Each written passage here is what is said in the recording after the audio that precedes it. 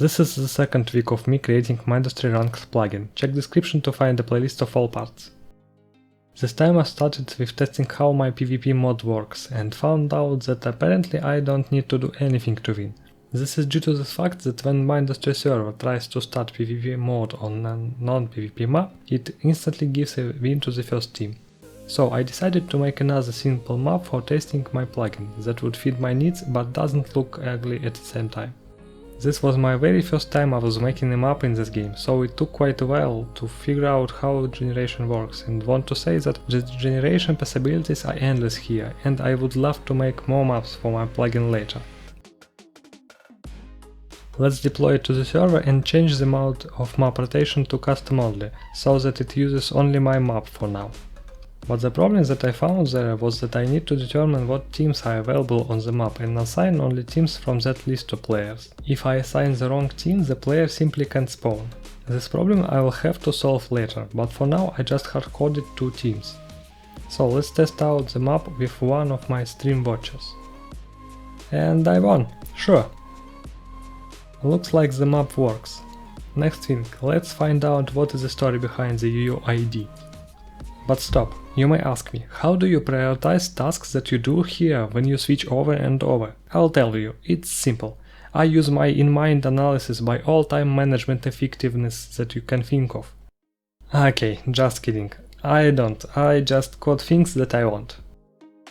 Back to uuid. This should stand for the unique identifier of the player, but it turns out you can fake it via modifying the source code of the game.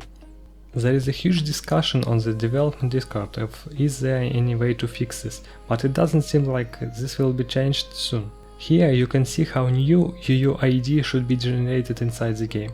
That simply gets 8 random bytes, encodes them as base64 and saves into the settings file. But I couldn't find anything inside the settings file that had marks of uuid, which means there must be something trickier that I don't want to spend time on. So I moved on and continued testing my map, which as you can see had some flaws.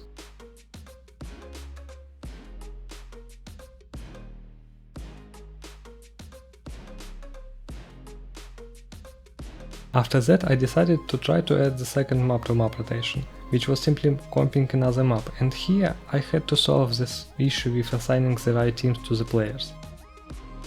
The final idea is to check every single block on the map when it loads and find all cores that have some teams assigned to them. Put those teams into the set and assign 2 of them to players for a single PvP match. That way, even if the map has more than 2 teams, it should still start the game with random teams assigned. Of course, nothing works right away when you do it for the first time. I got some unexpected results from the map and had to try several times. But here is the more critical part. The rating didn't update after the first game is finished. I applied the hotfix to kick all the players when the game finished. And even this hotfix didn't work. A couple hours later, after fixing such simple bugs, it was finally the time to name ranks like every other game has. I chose the ones that for me looked the most transparent, but just in case I can always change it later. And of course I added a separate rank for Anukian if he ever gets to play on my servers. To use those ranks I created several helping methods and a simple info command for a player to see where he places right now. And it worked like a charm, with a couple design flaws, but worked. The logical next thing would be the leaderboard of the players like you can see here on hexed PvP mod servers. I also noticed that the caption itself is not client-side based, but is processed on the server, which you can see here in the slow-mo, because it takes time to refresh the value on the message.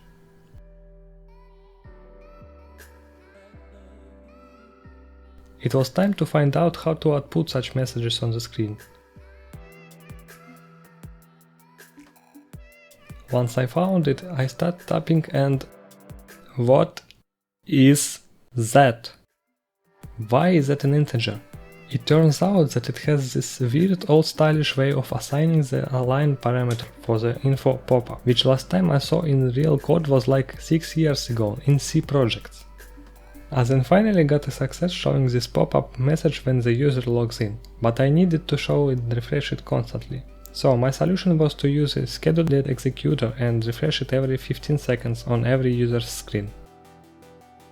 Time to format the leaderboard itself.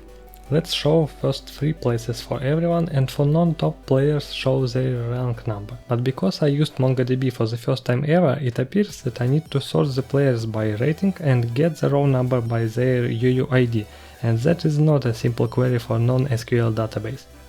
I found this solution on Stack Overflow, but it didn't make any sense to me, so I decided to solve this problem next week.